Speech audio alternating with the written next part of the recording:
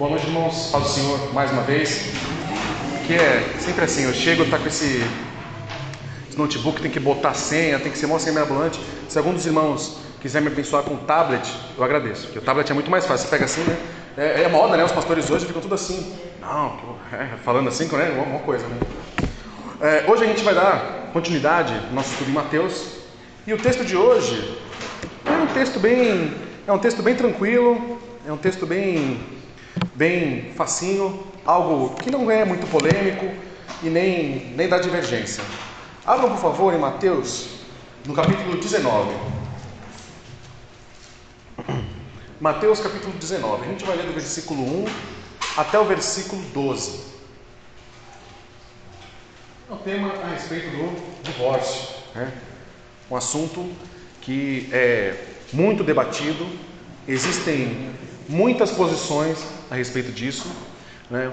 Não é correto, algumas delas não são corretas, outras, nós temos posições que são fundamentalistas demais, nós temos posições que são liberais demais. Nós vamos tentar aqui traçar um equilíbrio bíblico a respeito desse assunto que é tão polêmico e tão debatido, mas a Bíblia aponta numa direção e hoje a gente vai tentar de maneira não muito extensiva, mas de uma forma prática, entender o que a Bíblia tem para nos dizer sobre esse assunto tão debatido aí a respeito do casamento, divórcio e tudo mais. Então, Mateus 19, versículo 1, a gente vai ler do 1 até o 12, tá? Diz assim: Quando Jesus acabou de proferir essas palavras, deixou a Galiléia e foi para o território da Judéia, além do Jordão. Grandes multidões o seguiram e ele as curou ali. Alguns fariseus se aproximaram de Jesus e, testando, perguntaram: É ilícito ao homem repudiar a sua mulher por qualquer motivo? Por qualquer motivo? Jesus respondeu: Vocês não leram que o Criador, desde o princípio, os que fez homem e mulher, e que disse: Por isso o homem deixará seu pai e a sua mãe e se unirá à sua mulher, tornando-se os dois uma só carne? De modo já não são mais dois, porém uma só carne. Portanto, que ninguém separe o que Deus juntou. Os fariseus perguntaram: Então por que Moisés ordenou dar uma carta de divórcio e repudiar a mulher? E Jesus respondeu: Por causa da dureza do coração de vocês, que Moisés permitiu que vocês repudiassem a mulher. Mas não foi assim desde o princípio. Eu, porém, lhes digo: quem repudiar a sua mulher, não sendo por causa de relações sexuais ilícitas, e casar com outra, comete adultério.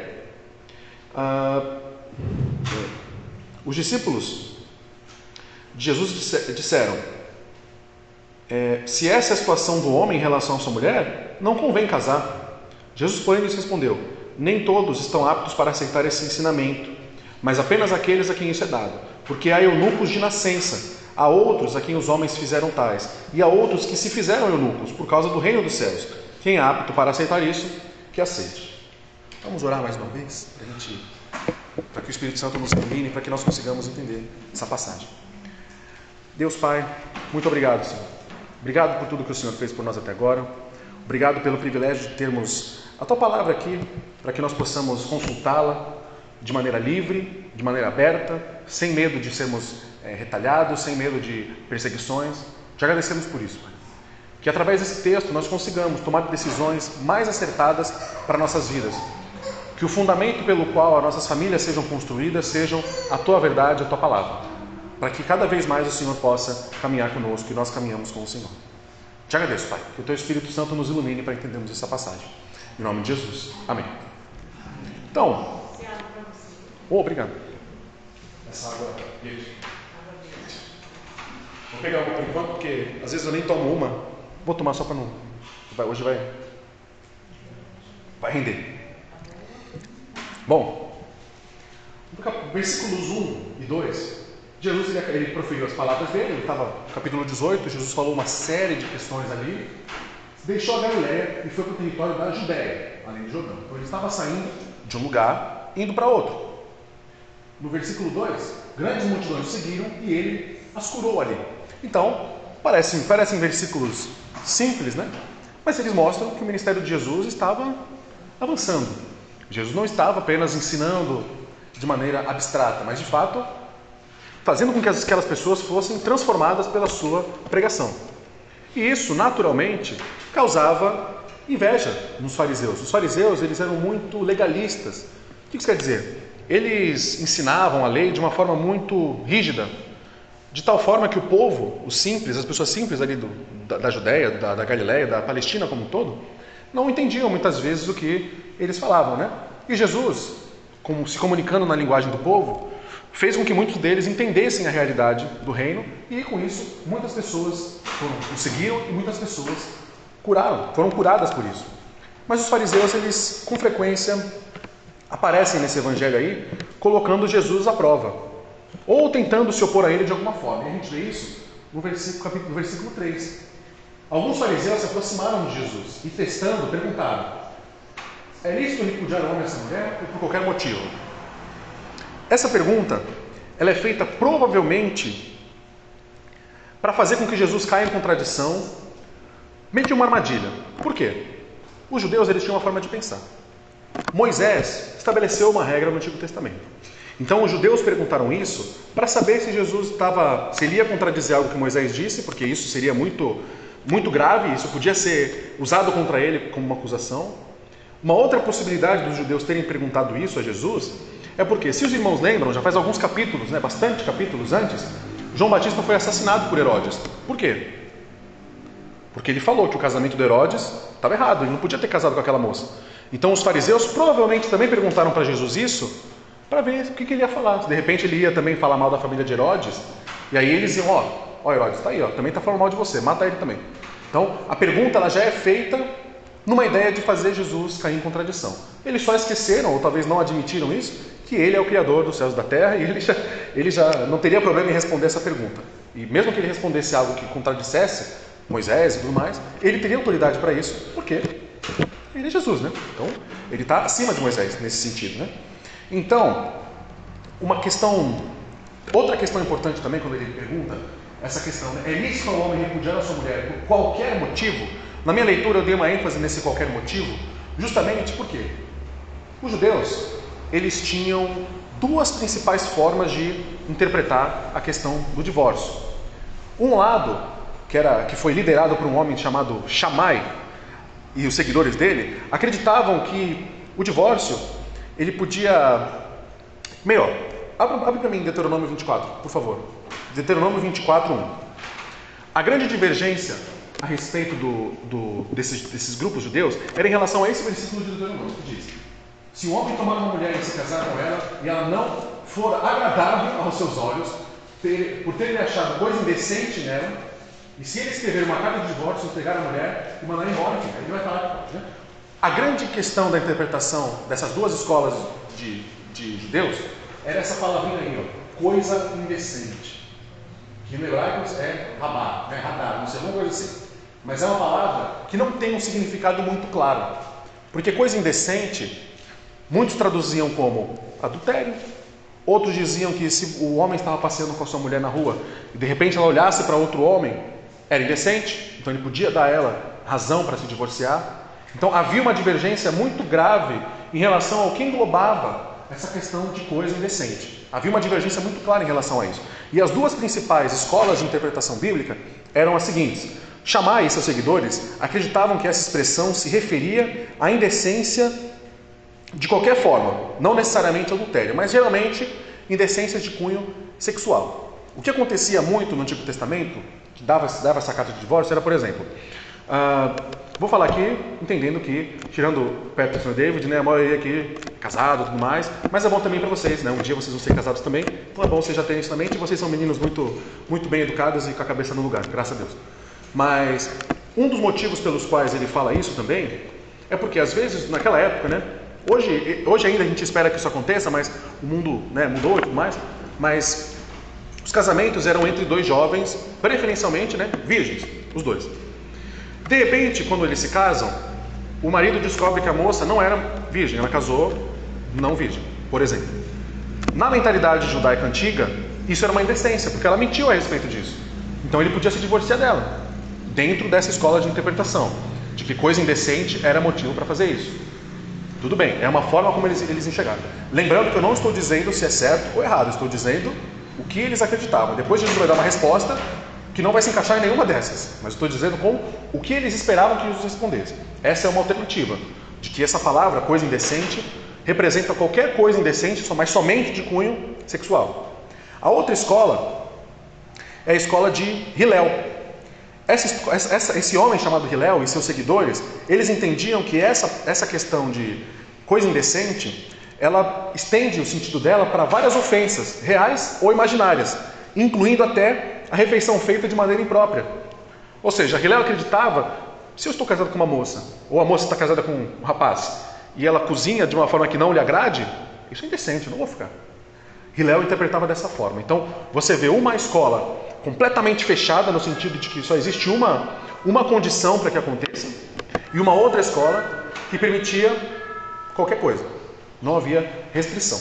Jesus, aparentemente, ele não concorda com nenhuma dessas escolas, porque ele tem os próprios interesses dele nesse sentido. Ele tem as suas próprias leis a respeito disso, né? E ele mesmo, a gente vai ver aqui no decorrer das passagens, o próprio Jesus, ele vai explicar a questão do ponto de vista dele, interpretando também o que Moisés falou, mas a gente vai chegar lá. Só para os irmãos entenderem, o cenário dessa passagem, ele é bem diferente lá de Mateus 5, 31 e 32. Porque, inclusive, olha que coisa interessante, Mateus 5, 31 e 32 foi o pastor Vinícius que pregou aqui. Eu era aluno dele e ele me mandou essa pregação. Olha que loucura. Ele explicou, né, a questão do divórcio e tudo mais, porque no capítulo 5 de Mateus, quando Jesus está falando no Sermão do Monte, ele fala da questão do casamento, do divórcio, no plano ideal. O jeito como as coisas deveriam ser no mundo perfeito, no mundo sem pecado. Mas a gente sabe que não é assim que funciona.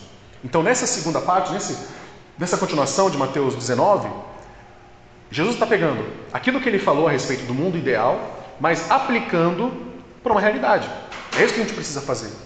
Nós, como cristãos, a gente tem que olhar para as situações de maneira não de pode ou não pode, é certo ou errado nesses aspectos. Quando se trata de vidas humanas, quando a gente está falando de irmãos em Cristo, a gente precisa olhar cada situação de maneira individual e aplicar os versículos, os textos bíblicos na vida daquela pessoa. Entende? E a gente vai falar mais, só para os irmãos entenderem. No versículo 5, a ênfase de Jesus é dizer qual é o padrão do reino. O padrão do reino é muito alto. Mas nesse versículo aqui, nessa passagem aqui, ele está dizendo como se aplica isso na realidade. E a gente vai continuar. Coloca para mim, por favor, lá no Mateus 19, o versículo, a gente leu 3, então a gente vai para o 4 agora. A gente vai do 4, 5 e 6 por enquanto. Que diz assim: Jesus respondeu: vocês não leram que o Criador desde o princípio os fez homem e mulher? E que disse: por isso o homem deixará seu pai e sua mãe e se unirá à sua mulher, tornando-se os dois uma só carne. No versículo 6. De modo que já não são mais dois, porém uma só carne. Portanto, que ninguém separe o que Deus ajuntou. Então a resposta que Jesus dá é no padrão elevado. Ele não fala, quando eles perguntam a respeito se pode divorciar ou não, antes da gente entender o que é divórcio, a gente precisa entender o que é casamento. Então a resposta de Jesus a essa questão deles é: Jesus está alinhado com a ordem da criação. O propósito inicial de Deus, o plano perfeito de Deus, englobava uma família que não se separasse, um casamento que não se dissolvesse. O plano original de Deus era esse: que as famílias fossem constituídas e que isso não acontecesse. Por quê? Nós temos no nosso cenário pastores, por exemplo, que acham que o divórcio ele é inconcebível e não pode acontecer sob nenhuma possibilidade. Não pode acontecer. É pecado, pecado, pecado. Não pode. Há pastores que acreditam que o divórcio ele pode acontecer, mas um novo casamento não. E há pastores que acreditam que a Bíblia, se dá margem para um divórcio, o divórcio já autoriza um novo casamento. Essa interpretação é a interpretação que eu adoto e o pastor Vinícius, consequentemente, né? Na verdade, eu consequentemente dele, porque ele também que me ajudou a formular essa ideia, né? Então, a gente tem aqui a posição bíblica. Jesus responde não falando se pode ou não pode. Ele responde: olha, o ideal, o que eu fiz, o que Deus, meu Pai, criou para ser é assim. O homem foi criado, o homem e a mulher foram criados, Deus uniu. Por isso, o que Deus juntou, ninguém separa. O ideal é que isso não aconteça. O divórcio, ele nunca é num aconselhamento bíblico, nenhum pastor ou nenhum crente deve aconselhar de imediato um divórcio. A ideia é sempre reconciliação. A gente vai ver aqui algumas exceções, mas mesmo nas exceções, a gente deve aconselhar A maior virtude, talvez, do cristão é o perdão. Nós somos um povo cuja característica maior é perdoar, assim como fomos perdoados. Nós somos consequência direta do perdão. E por isso o primeiro incentivo é perdão. Perdoe. Mas se mesmo assim o perdão não for o suficiente, não há alternativas. A gente já vê aqui os desenvolvimentos disso, mas a princípio a resposta de Jesus é: meu pai fez as coisas de um jeito. E é assim. Na dúvida, não faça. Mas aí os fariseus continuam perguntando. E eles perguntam da seguinte forma no versículo 7 e 8. Os fariseus perguntaram: então por que Moisés ordenou dar uma carta de divórcio e repudiar a mulher? Eles estão se referindo a um texto bíblico aqui que a gente vai ler. E Jesus respondeu: foi por causa da dureza do coração de vocês que Moisés permitiu que vocês repudiassem a mulher, mas não foi assim desde o princípio. Ou seja, os fariseus estão se referindo a Deuteronômio 24, né? Que também fala a respeito disso. A gente leu aí Deuteronômio 24, versículo 1, mas eles estão falando a respeito do versículo do trecho do versículo 1 até o versículo 4, onde o livro de Deuteronômio fala a respeito do divórcio e os seus desdobramentos, a permissão que Deus dá, né? E o interessante, uma conclusão interessante que um teólogo chamado D.A. Carson chegou é a seguinte: eu até copiei ela aqui, porque eu geralmente estudo e eu vou colocando as minhas observações do texto, né? Mas essa passagem eu li um livro dele a respeito disso, e eu achei interessantíssimo o que ele coloca, né? Ele diz: o divórcio não faz parte do plano perfeito de Deus. Se Moisés permitiu o divórcio, ele o fez porque o pecado ele pode ser tão vil que deve-se preferir o divórcio a continuar na indecência. Ou seja, não é um plano de Deus, mas Deus ainda nos dá uma permissão para que isso aconteça, no aspecto de que às vezes é melhor isso do que viver uma vida de indecência. É o menos pior. Nunca é uma decisão fácil. Não é uma decisão, divorciei, está tudo certo. Aos olhos de Deus nunca é assim. Mesmo em casos, como a gente conhece, tanto na Bíblia quanto na nossa realidade, por exemplo, casos de crentes com descrentes, mesmo assim a ideia inicial é: mantenha. Não é fácil tomar uma decisão dessa. E a ideia aqui é a escolha do mal, do menos pior. Porque muitas vezes, e o Carson vai complementar aqui, o que Moisés fez foi uma permissão para que o pecado não tomasse aquela família e desviasse, né, ou de repente tirasse aquele lá dos eixos. Porque num caso os irmãos podem conhecer, né, alguns casos disso, né?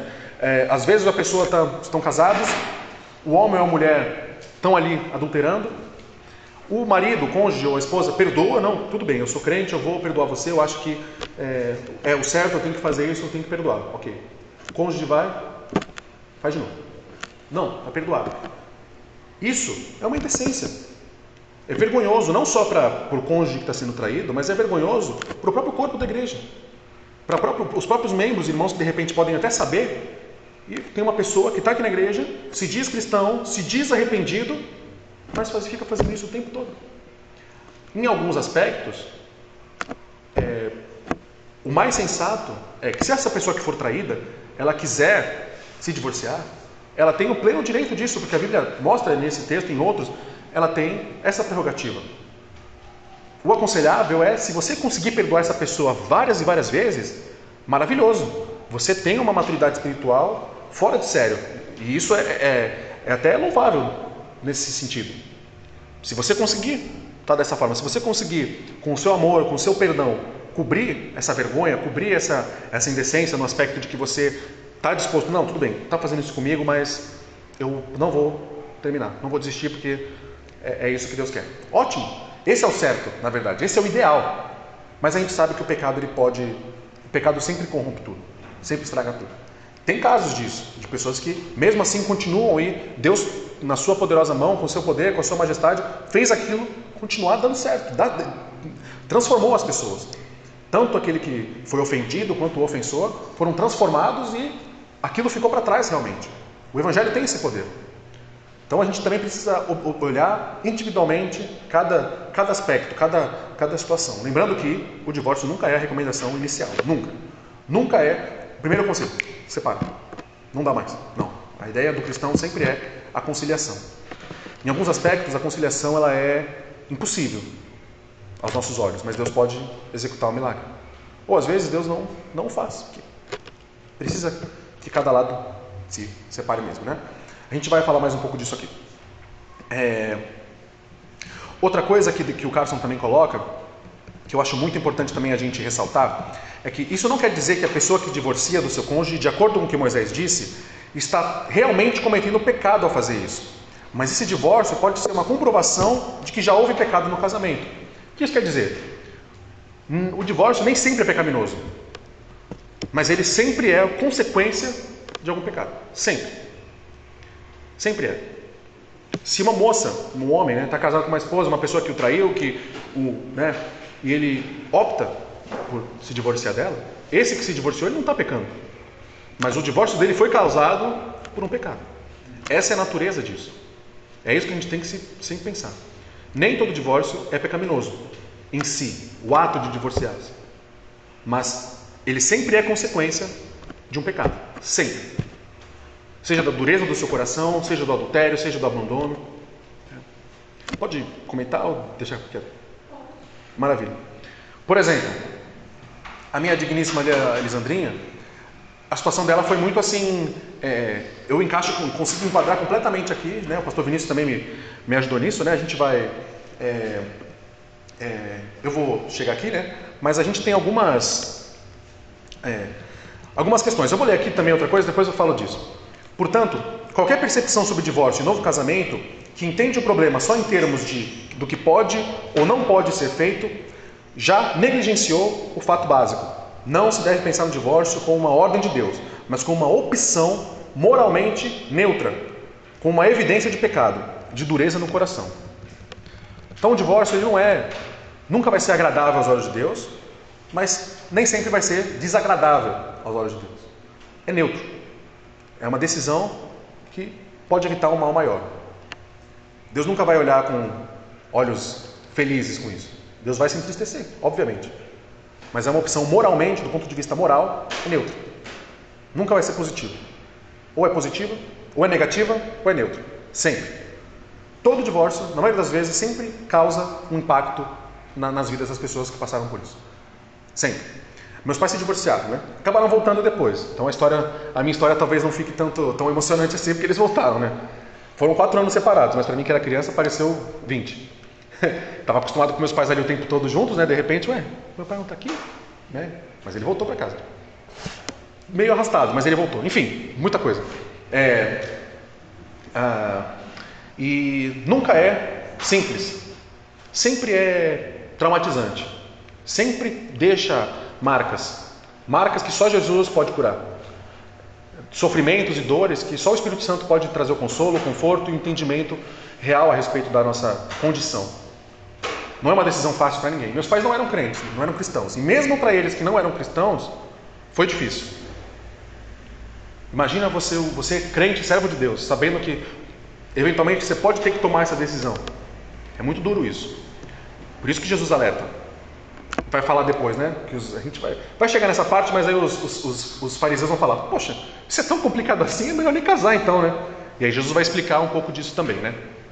Mas, a princípio, também outra questão, só continuando no versículo 8, coloca para mim no 8, por favor. Jesus respondeu: foi por causa da dureza do coração de vocês que Moisés permitiu que vocês repudiassem a mulher, mas não foi assim no princípio. Aí agora o 9. Eu, porém, lhes digo, quem repudiar sua mulher, não sendo por causa de relações ilícitas, e casar com outra, comete adultério. Essa palavra aí, relações ilícitas, essa palavra sexuais ela não existe. Na verdade, o certo seria só relações ilícitas, né? Essa palavra relações ilícitas é uma palavrinha do grego que se chama porneia. É de onde vem a palavra pornografia, por exemplo, né? Porque é algo indecente, é algo imoral, é algo que não é certo, não é bonito. Então, por causa da porneia, você só pode separar por causa de porneia. E porneia também tem uma dificuldade muito grande de tradução, porque pode ser adultério, pode ser homossexualidade, pode ser, né, de repente acontece isso algumas vezes, né? Às vezes o homem casa, né, a pessoa casa, e durante o casamento ela começa a ter tendências para ter atração pelo mesmo sexo dela, ela quer né? O homem começa a desejar outros homens, a mulher começa a desejar outras mulheres. Isso já acontece na minha antiga igreja. Bom, não estou gravando. Na minha antiga igreja aconteceu um caso desse. Duas famílias assim que eram muito, assim, famílias muito importantes na igreja, assim, né? Pessoas, homens de Deus, tal, as esposas, os filhos ali. Todo domingo tinha um churrasco ali entre as famílias, né? Sempre tinha, né? E aí, um dia muito louco assim, as esposas, uma fugiu com a outra e nunca mais desapareceu. As duas tinham um romance ali, há muito tempo já, velado, e fugiram, as duas. E os dois maridos ficaram tipo assim, pô, que isso? O que aconteceu? Isso acontece. Isso pode acontecer. Eu não sei, né? Não é tão comum quanto um adultério. Adultério, acho que é muito. Infelizmente, o adultério é muito mais comum por aí. Mas também pode acontecer isso. Essa palavrinha porneia também pode dizer isso. Essa relação ilícita, né? De que de repente a pessoa estava casada com um homem, a mulher estava casada com um homem, e ela começa a ter atração por outras mulheres. E o homem, às vezes, começa a ter atração por outros homens. Isso pode acontecer. Existe um texto bíblico que complementa esse, que é muito bom também. Vou pedir para o meu rapaz aí do slide colocar para mim em 1 Coríntios 7. Ele complementa esse texto e dá para a gente uma interpretação do que pode ser essa questão de relações ilícitas. 1 Coríntios 7. Esse é o texto clássico a respeito de adultério, divórcio e novo casamento. 1 Coríntios 7. Fica muito silêncio assim quando está procurando, né? O tema é forte. É forte. E você é forte.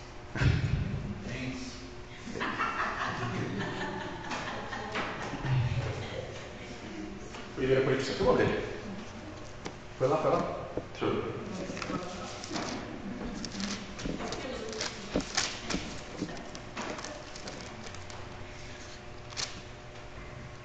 Ó, 1 Coríntios 7, no versículo.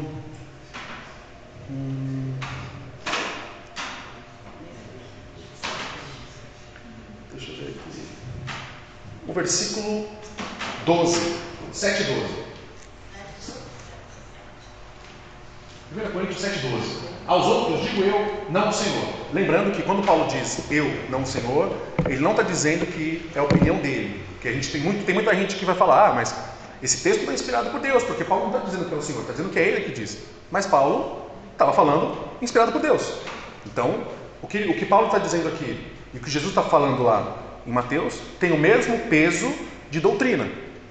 Tem muito pastor, muita gente que prega e fala, mas Mateus e Marcos é mais importante, porque são as palavras de Jesus. Aqui é a palavra de Paulo. Não. A Bíblia é a palavra de Deus de forma íntegra. Não existem textos mais bíblicos e outros menos bíblicos. Se você ler um livro, se você pegar uma passagem em Esther, que não fala o nome de Deus em nenhuma parte do livro, ele é tão inspirado por Deus e tão bíblico quanto um livro de Mateus, que são as palavras de Jesus falando. Eles são iguais no quesito de inspiração divina. São todos inspirados por Deus. E aí diz assim: digo eu, não o Senhor. Se algum irmão estiver casado com uma mulher não crente, e essa concorda em morar com ele, não se divorcie dela. 13.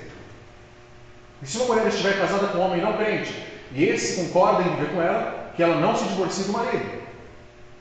Porque o marido não crente é santificado no convívio da esposa, e a esposa não crente é santificada no convívio do marido crente. Se não fosse assim, os filhos de vocês seriam impuros, porém agora são santos. 15. Mas, se o não crente quiser separar-se, que se separe. Em tais casos, não fica sujeito à escravidão, à servidão nem o irmão, nem a irmã. Deus chamou vocês para viverem em paz. Pode pausar nesse aí mesmo. Vou ler de novo. Não fica sujeito, mas se o não crente quiser separar-se, que se separe. Em tais casos, não fica sujeito à escravidão, nem o irmão, nem a irmã. Deus chamou vocês para viverem em paz. Então, no que a Bíblia apresenta, nós temos duas concessões para o divórcio, que é o adultério, a coisa, como diria meu bisavô, a safadeza, né? É o motivo, né? Para se divorciar, e o abandono do lado não cristão. Porque, pensem comigo, na minha antiga igreja tinha uma moça, a líder da EBD, né? Ela era casada com um homem, né? E esse homem, ele era pastor também, tá? Muita coisa, né, igreja? Muita história. Nossa, eu devia escrever um livro lá. Meu Deus, quanta coisa aconteceu lá. Ele era a líder do ministério da EBD ela tinha ela era casada com um rapaz, né, um homem, né, que era pastor também, e tudo mais, e ela tinha 2 filhinhos pequenininhos. O filhinho dela, tipo, um tinha acho que 2 ou 3 e uma bebezinha de meses, assim, tipo Ana Clara, assim, pequenininho. O pastor, ele tinha relações, né, tinha um caso com a secretária. E também em determinado dia, os dois desapareceram, ninguém soube. Foram achar uns 2 anos depois, foram saber do paradeiro dele. Essa irmã que ficou, o que ela vai fazer? Ela vai fazer o quê? Ela vai ficar casada e ele lá longe? Como é que... O estado civil dela é o quê? Ela está casada no papel, mas o marido dela tá lá não sei aonde com uma outra pessoa. Como é que faz isso? Né? A postura foi até bíblica, né? Quando até ele ser encontrado, ela manteve-se casada no papel. Mas quando encontraram ele e perguntaram a respeito o que ele queria fazer, né? Se queria, ela até, olha só, né? Ela até se dispôs, não, eu perdoo você, a gente pode ficar junto, não tem problema, a gente tem nossos filhos, a nossa filhinha está crescendo, eu não quero que ela fique sem pai, vamos fazer o negócio, né? Para não estragar a vida das crianças. E ele mesmo assim, não, eu não quero mais saber disso, eu já estou feliz com a minha mulher agora, não era mulher, né? Ele fugiu com ela, estou feliz com ela, não quero saber disso, estou fora. Ele optou por isso. Então ele demonstrou que não era crente. Por quê? Quando você é cristão e você entende o mandamento bíblico, você se submete àquilo que a Bíblia te ensina. Se você, ao ser questionado com a palavra de Deus, a sua reação é de descomprometimento, você não é crente.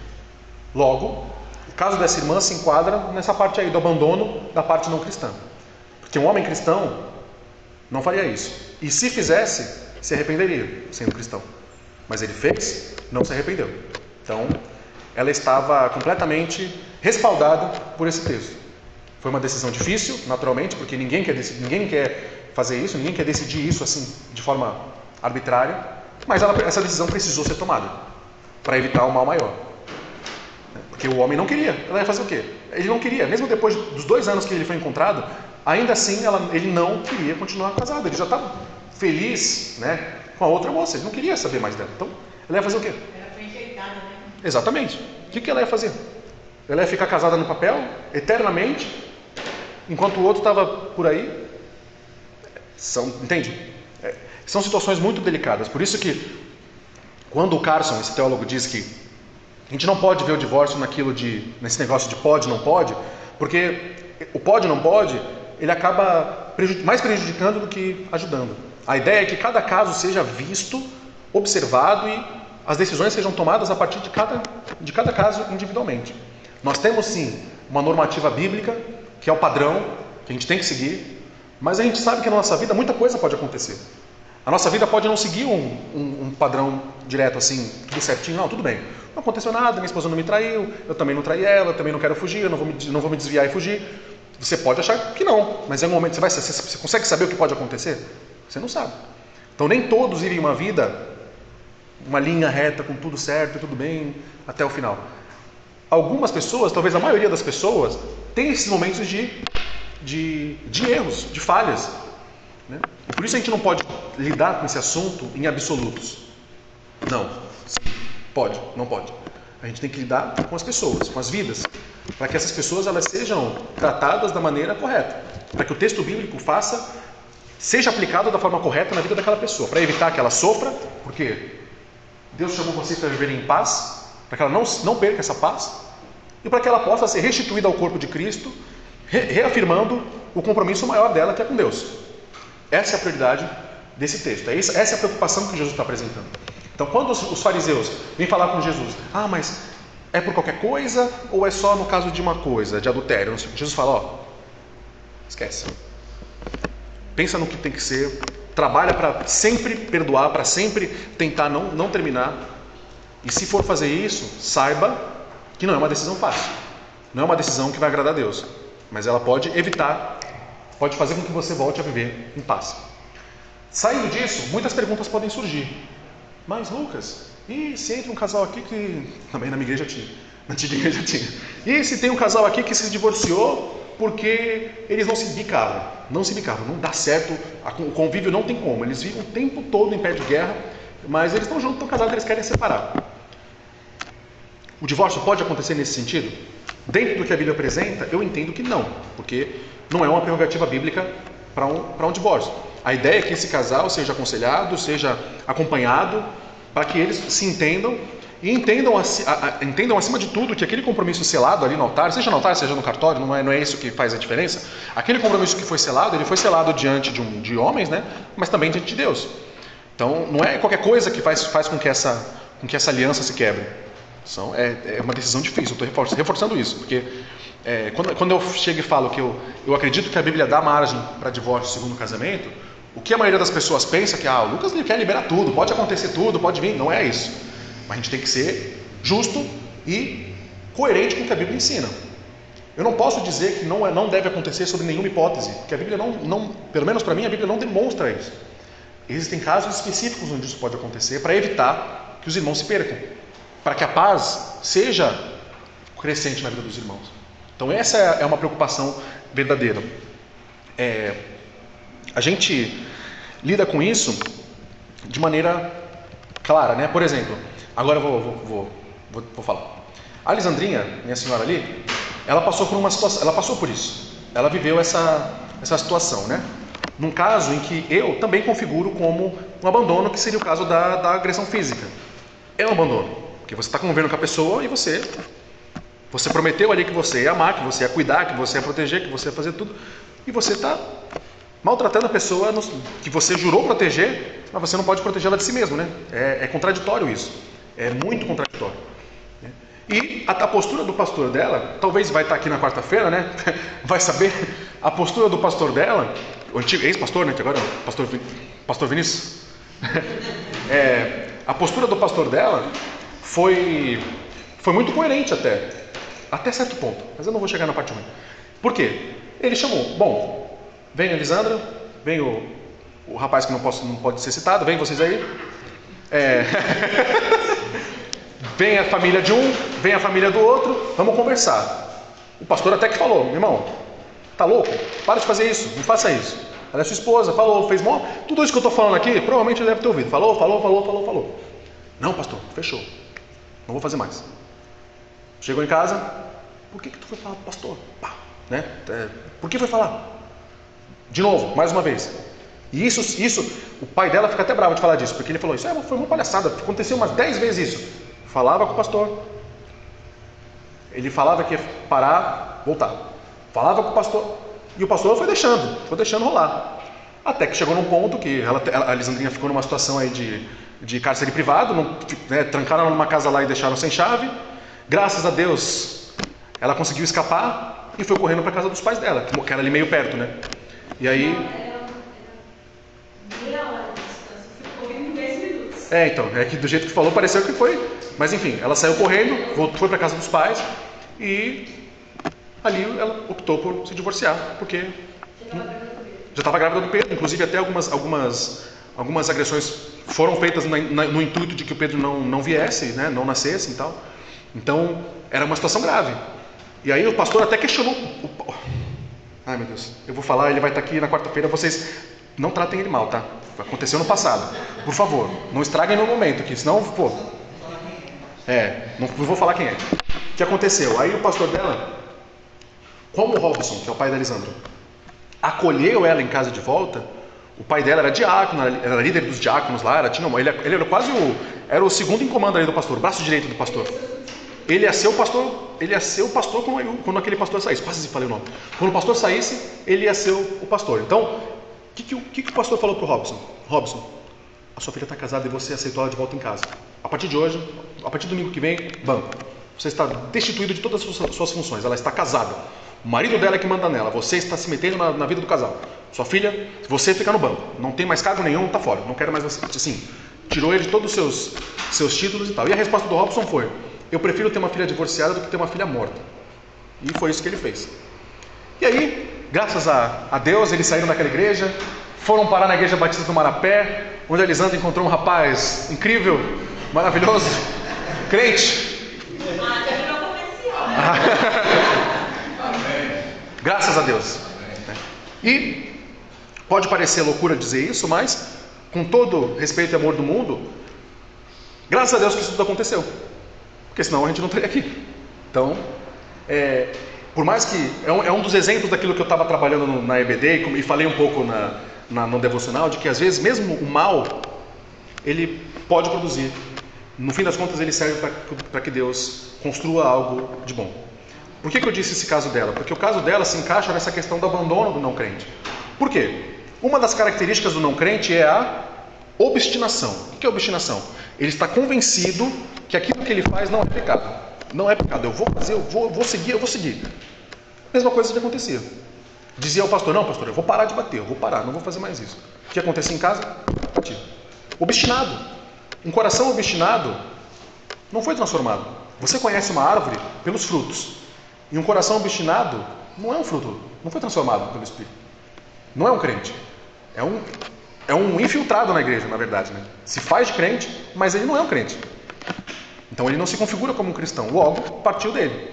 Ela que tomou a iniciativa de assinar, de fazer, tomar os papéis, mas vamos separar e tal, né? Mas foi por uma prerrogativa daquilo que ele fez. O processo de divórcio, que foi consequência de um pecado, não partiu dela em si quando ela assinou o papel. Começou quando ele começou a pecar. Então, é assim que a gente trata as questões. Cada situação tem a sua peculiaridade. A gente precisa respeitar cada situação, entender cada situação e aconselhar de forma para que as pessoas vivam em paz. Entende? O caso dela lá, o pastor. Se ele continuasse nessa situação sempre, de cara, para de fazer aí, né? Sempre nisso, quanto tempo ele ia aguentar isso, Alisandro? Não ia dar. Mais 10 reuniões dessa, ela já estava morta, com certeza. A negligência também é perigosa nesse sentido. Então, o pastor ou o diácono, aquele que está aconselhando um casal que pensa nisso, que cogita essa possibilidade, ele precisa estar atento a esses sinais, precisa estar atento a essa situação. Porque nem tudo que é falado é o que acontece de fato. Nem tudo que às vezes os irmãos abrem é o que está no coração dele de fato. E por isso esse assunto ele é tão delicado. E Jesus ele trata esse assunto com esse cuidado, para que não haja dispersão, para que os seus filhos, os seus servos, eles não percam a paz. Então é importante isso. E aí, voltando lá para Mateus 19, no versículo 10, tem a resposta dos fariseus. Ainda queriam responder aquilo que Jesus falou, eles disseram mais coisas.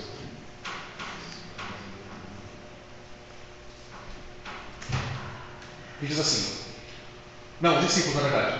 Os discípulos de Jesus disseram: se essa é a situação do homem em relação à sua mulher, não convém casar. A NVI traduz essa volta no 10, por favor. A NVI, essa é a nova versão atualizada, né? A NVI traduz essa última parte aqui como não é complicado casar, né? Tipo assim, se é assim que tem que casar, é melhor não casar, ele coloca, né? É melhor que não casar então, né? Porque já é tão complicado, né? E aí Jesus diz a eles, né? Coloca aí no 11, por favor. Jesus, porém, lhes respondeu: nem todos são aptos para aceitar esse ensinamento, mas apenas aqueles a quem isso é dado. O 12, que é o nosso último versículo de hoje. Porque há eunucos de nascença, há outros a quem os homens fizeram tais, e há outros que se fizeram eunucos por causa do reino dos céus. Quem é apto para aceitar isso, que aceite. Então, Jesus falou sobre casamento, Jesus falou sobre divórcio, e agora Jesus está falando sobre uma outra condição que existe, né? Há pessoas que são eunucos. Um eunuco, vou contextualizar, né? Um eunuco no mundo antigo, antes disso aí, o eunuco era aquele homem que ele era capturado ainda criança ou adolescente, ele era pego, o seu órgão era cortado e ele servia como uma espécie de conselheiro, protetor ali do rei. Por quê? Porque era importante o rei ter um eunuco para proteger os seus tesouros. Porque no mundo antigo, as pessoas, quando elas tinham interesse em adquirir riquezas, era sempre pensando na geração futura. Por exemplo, eu quero uma casa própria para quando eu morrer, meus filhos tenham alguma coisa. Eu quero comprar eu quero juntar bens, eu quero juntar dinheiro para quando eu morrer, meus filhos tenham, deixar algo para as gerações seguintes. É um pensamento que ainda hoje existe um pouco. As pessoas têm isso, né? Vou comprar uma casa, vou comprar um carro, vou comprar vários imóveis, algumas coisas para a minha geração futura ter um teto, né? Ter alguma coisa. Era assim que se pensa nisso hoje, mas naquela época era muito mais do que hoje, né? Mas um eunuco, ele não teria esse problema. porque ele não podia, ele foi decepado, então ele não teria gerações futuras. Então o rei sabia que a lealdade do eunuco ele não tinha o que fazer. Ele não tinha descendência, ele não tinha motivo para juntar dinheiro, porque ele ia morrer, ele não ia ter descendência nenhuma, ia fazer o que quando ele morresse? O rei ia pegar de volta. Então não tinha necessidade. Então era crucial nos reinos antigos que houvesse eunucos ali na corte, para proteger, né? Os eunucos geralmente eram as pessoas que tinham a chave dos castelos, e eles tinham a chave de onde ficavam os tesouros do rei. O rei confiava nos eunucos totalmente, porque eles naturalmente não tinham essa ambição de acumular bens, acumular riqueza, porque tudo acabaria com eles, né? Eles sabiam disso. Provavelmente, é curiosidade, né? Provavelmente Daniel e seus amigos, né, Sadraque, Mesaque e Abednego, provavelmente eles foram também decepados, né? Viraram eunucos também quando foram capturados pelos babilônicos. Provavelmente, pela confiança que o rei tinha em Daniel, pela confiança que Deus colocou ele num cargo muito alto ali, provavelmente ele tendo sido capturado ainda jovem, isso provavelmente aconteceu com Daniel também. Mas o que Jesus está dizendo aqui é que tem pessoas que fazem isso, que nasceram assim, né, questão de má formação e tudo mais. Tem pessoas que os homens fizeram tais, como no caso desses servos dos reis, como o próprio Daniel. Mas tem pessoas que se fazem eunucos por causa do reino dos céus. Quando Jesus coloca aqui eunuco, as palavras são diferentes, né? Nas duas primeiras partes está falando de eunuco. Nessa terceira, ele está falando de celibato. O que Jesus está dizendo é que existem pessoas, e isso ainda hoje, em 2022, ainda existem pessoas que são chamadas para o celibato, para viver uma vida de dedicação total a Deus, no reino de Deus. Na Bíblia a gente tem um exemplo do apóstolo Paulo. Você imagina se Paulo tivesse uma esposa e filhos? Olha a vida que ele ia dar para essas pessoas que dependiam dele. Ele estava o tempo todo viajando, estava o tempo todo sendo preso, apanhando. Imagina se ele tivesse uma esposa e filhos, por exemplo. Não ia dar. Os apóstolos, né? Pedro já era casado, então ele já veio casado quando Jesus o chamou, ok. Mas os outros, alguns deles não casaram depois, porque a vida que eles escolheram viver não era compatível isso. Não dava para isso acontecer. Era uma vida muito dedicada a Deus de tal forma que eles não podiam parar a pensar em construir uma família. Porque até a construção de uma família seria algo ruim para a própria família. Ainda hoje a gente conhece missionários que optam por ser missionários em tempo integral e eles não têm filhos, não têm família, eles escolhem isso. E eles são chamados de eunucos nesse sentido, né, de celibatários, né, justamente porque eles optaram por viver uma vida de dedicação ao trabalho de Deus. Uma coisa importante que a gente precisa ressaltar é que nem Jesus, nem os apóstolos veem o celibato como uma coisa mais santa que o casamento. Você é mais santo porque você não quis casar, você é mais espiritual. E também não é uma esfera mais alta de ministério. Assim, como se fosse, o cara é celibatário, poxa, ele é muito de Deus, ele é uma pessoa muito iluminada por Deus. Não é isso que Jesus está dizendo aqui. Ele está dizendo que existem pessoas, algumas, que são chamadas para esse propósito. Algumas pessoas têm esse chamado.